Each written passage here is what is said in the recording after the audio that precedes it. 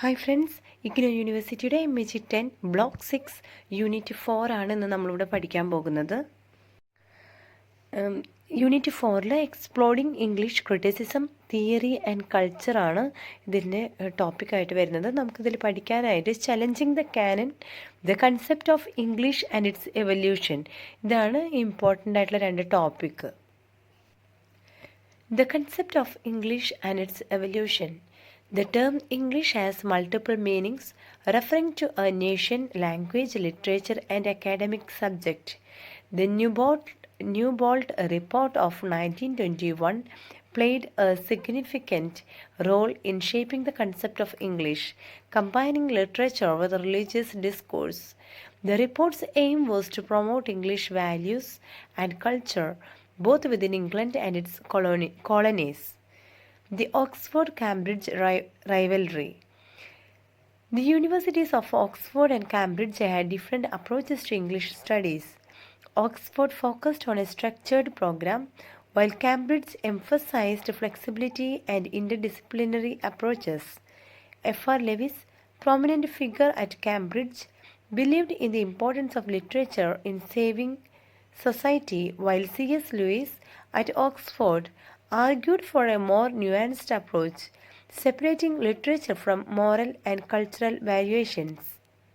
English എന്ന് പറയുന്നത് ഒരു ലാംഗ്വേജിൽ മാത്രം ഒതുങ്ങുന്നതല്ല, അതിനുപരിയായിട്ട് ഇംഗ്ലീഷ് എന്ന ഒരു ലാംഗ്വേജ് കുറേ അധികം കാര്യങ്ങൾ റെപ്രസെൻറ്റ് ചെയ്യുന്നുണ്ട്. എസ്പെഷ്യലി 1921 ദ ന്യൂബോൾട്ട് റിപ്പോർട്ട് പ്രകാരം അവർ ഈ കൺസെപ്റ്റ് ഓഫ് ഇംഗ്ലീഷിനെ ലിറ്ററേച്ചറും അതുപോലെ റിലീജിയസ് ഡിസ്കോഴ്സുമായിട്ട് ഒരു കമ്പാരിസൺ നടത്തിയിരുന്നു. ഇതെന്തിനായിരുന്നു എന്ന് വെച്ച് കഴിഞ്ഞാൽ ഇംഗ്ലണ്ടിൽ മാത്രമല്ല ഇംഗ്ലീഷ് എന്ന് പറയുന്ന ലാംഗ്വേജ് ഒതുങ്ങിക്കൂടേണ്ടത്, മറിച്ച് ഇംഗ്ലണ്ടിലും അതുപോലെ തന്നെ മറ്റെല്ലാ കോളനീസുകളും പുറമെയുള്ള എല്ലാ രാജ്യങ്ങളും ഇവരുടെ അധികാരത്തിൽ കൊണ്ടുവരണം ഈ ഇംഗ്ലീഷ് ലാംഗ്വേജിൽ കൂടെ. ഓൾറെഡി നേരത്തെ എൻ്റെ വീഡിയോസ് കണ്ടിട്ടുണ്ടെങ്കിൽ നിങ്ങൾക്കത് കണക്ട് ചെയ്യാൻ പറ്റും. എന്താ പറയുക, നമ്മുടെ ഇംഗ്ലീഷ് ലാംഗ്വേജ് ഇന്ത്യയിലോ അല്ലെങ്കിൽ വേറെ ഏതെങ്കിലും കൺട്രീസിൽ കൊണ്ടുവന്നാൽ മാത്രമേ ഇവർക്ക് നമ്മളുടെ മേലെ ആധിപത്യം സ്ഥാപിക്കാൻ പറ്റൂ. കാരണം എന്താ, ഇവർക്ക് ആകെപ്പാട് അറിയുന്ന ഭാഷയാണ് ഇംഗ്ലീഷ്. അതേസമയം നമ്മളുടെ രാജ്യം പോലുള്ള രാജ്യങ്ങൾക്ക് മറ്റ് പല ഭാഷകളും അറിയാം. അപ്പോൾ അതായിരുന്നു ഈ ഒരു 1921 ആ ഒരു റിവോൾട്ടിൻ്റെ ന്യൂബോൾട്ട് റിപ്പോർട്ടിൻ്റെ ഒരു ഉദ്ദേശം എന്ന് പറയുന്നത്. ഇംഗ്ലീഷ് സ്റ്റഡീസിനെ സംബന്ധിച്ചിടത്തോളം ഓക്സ്ഫോർഡ് അതുപോലെ കാംബ്രിഡ്ജ് ഇങ്ങനെ രണ്ട് യൂണിവേഴ്സിറ്റീസുകളുണ്ട്. അതിൽ ഓക്സ്ഫോർഡ് എന്ന് പറയുന്നത് ഫോക്കസ് ചെയ്യുന്നത് സ്ട്രക്ചേർഡ് പ്രോഗ്രാമാണ്. അതേസമയം കാംബ്രിഡ്ജ് ആകട്ടെ ഫ്ലെക്സിബിലിറ്റി അതുപോലെ ഇൻ്റർഡിസിപ്ലിനറി അപ്രോച്ചസ് ആണ്. ഓക്കെ, ഇനി F.R. ലിവിസ്, അദ്ദേഹം ഒരു പ്രോമിനൻ്റ് ഫിഗറാണ് കാംബ്രിഡ്ജിലത്തെ. അപ്പോൾ അദ്ദേഹത്തിനെ സംബന്ധിച്ചിടത്തോളം അദ്ദേഹം വിശ്വസിച്ചിരുന്നത് കാംബ്രിഡ്ജ് ഇംഗ്ലീഷിലാണ്. അവർ കൂടുതലും ഇമ്പോർട്ടൻസ് നൽകിയിരുന്നത് ലിറ്ററേച്ചർ ഇൻ സേവിങ് സൊസൈറ്റിയാണ്. അതേസമയം ലൂയിസ് നേരെ ഓപ്പോസിറ്റാണ്, Oxford യൂണിവേഴ്സിറ്റിയിലാണ് വിശ്വസിച്ചിരുന്നത്.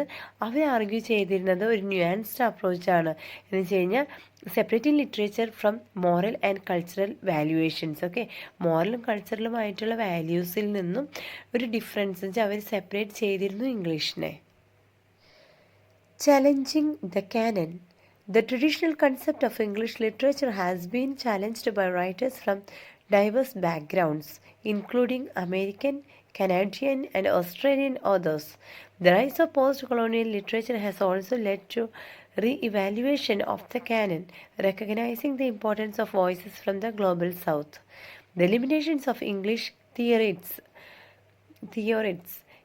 theorists have been criticized for their insularity and lack of engagement with broader theoretical debates. The influence of French theory has been significant but often applied uncritically.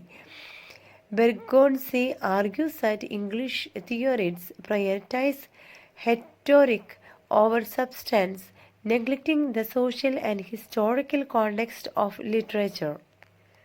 Traditional ആയിട്ടുള്ള English എന്ന് നമുക്ക് നോക്കുകയാണെങ്കിൽ അവർക്ക് ഒത്തിരി challenging ഉണ്ടായിരുന്നു. കാരണം ആ സമയത്ത് മറ്റു പല സ്ഥലങ്ങളിൽ നിന്നും അല്ലെങ്കിൽ മറ്റു പല ബാക്ക്ഗ്രൗണ്ടുകളിൽ നിന്നും റൈറ്റേഴ്സ് ആ സമയത്ത് ഉയർന്നു വന്നിരുന്നു. എസ്പെഷ്യലി അമേരിക്ക, കനേഡിയൻ, ഓസ്ട്രേലിയൻ ഓതേഴ്സൊക്കെ വളരെയധികം എന്താ പറയുക ശക്തിയോടുകൂടെ അന്ന് എഴുതാൻ തുടങ്ങിയിരുന്ന കാലഘട്ടമായിരുന്നു. അതുകൊണ്ട് തന്നെ കാനൻ റീഇവാലുവേറ്റ് ചെയ്യേണ്ട ഒരു സാഹചര്യം പോലും പോസ്റ്റ് കൊളോണിയൽ ലിറ്ററേച്ചറിൽ ഉണ്ടായിട്ടുണ്ട്. അതെന്തുകൊണ്ടാണെന്ന് വെച്ച് കഴിഞ്ഞാൽ importance of voices from global south south സൈഡിൽ നിന്നും ധാരാളം റൈറ്റേഴ്സ് ഉയർന്നു വന്നു. അവരുടെ എഴുത്തുകൾ എന്ന് വെച്ചാൽ അവർക്ക് വാസ്റ്റ് നോളജ് അവർ ഓൾറെഡി സംഭരിച്ചിരുന്നു. അപ്പം ഇതൊക്കെ ഇംഗ്ലീഷേഴ്സിനെ സംബന്ധിച്ച് അവർക്കൊരു തിരിച്ചടിയായി മാറിയ ഒരു സമയമായിരുന്നു അത്. അതുപോലെ തന്നെ ഇംഗ്ലീഷ് തിയോറിസ്റ്റുകൾക്ക് അവർക്ക് ധാരാളം ലിമിറ്റേഷൻസ് ഉണ്ട്. എസ്പെഷ്യലി ഒരു ബ്രോഡർ തിയോറിറ്റിക്കൽ ഡിബേറ്റ്സുകളെ നെഗ്ലക്റ്റ് ചെയ്തു, അല്ലെങ്കിൽ അവർക്കത് കൂടുതലായിട്ടും എൻഗേജ് ചെയ്യാനായിട്ട് സാധിച്ചിരുന്നില്ല എന്ന് പറയാനായിട്ട് സാധിക്കും. ഇതിൽ എടുത്തു പറയേണ്ട ഒരു തിയറിയാണ് ഫ്രഞ്ച് തിയറി എന്ന് പറയുന്നത്. ഫ്രഞ്ച് തിയറിയുടെ സ്വാധീനം വളരെ വലുതായിരുന്നു.